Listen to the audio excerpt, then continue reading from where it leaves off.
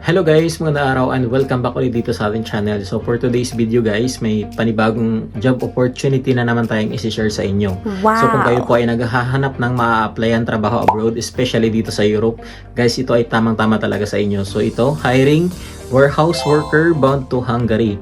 So madali lang ang kanilang qualification guys. Kailangan may 1 year experience ka sa warehouse as warehouse worker. So madalas na pwede mag-apply dito guys ay yung may mga experience or nagtatrabaho sa Lazada, Shopee at Unilab.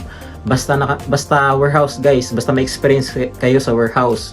So, minsan kasi may mga company din na naka-assign yung operator sa warehouse. So pwede na yun basta warehouse.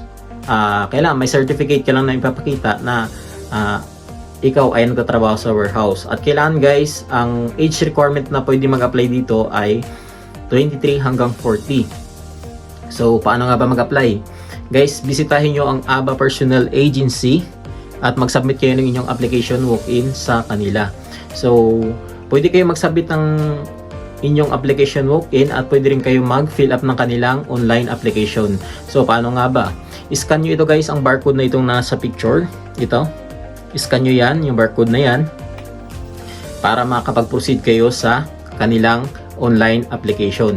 Or ilalagay ko sa comment section yung link kung saan pwede rin kayo mag-fill up ng online application kung kayo po ay nasa malalayong lugar. So kung kayo naman ay around Manila lang naman, mag-book in na kayo sa agency kasi mas priority nila dito guys yung mga walk-in applicants.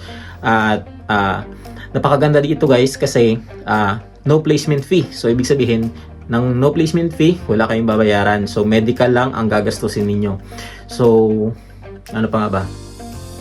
So yun lang guys, kung kayo po ay qualified, mas maganda mag-book in kayo mismo sa agency para malaman nyo kaagad yung result kung kayo po ay matanggap or hindi. So yun lang guys, sana nakatulong itong video sa inyo. Don't forget to like, share, and subscribe itong channel natin para mas marami pa tayong mga kababayang matutulungan. So thank you for watching and God bless.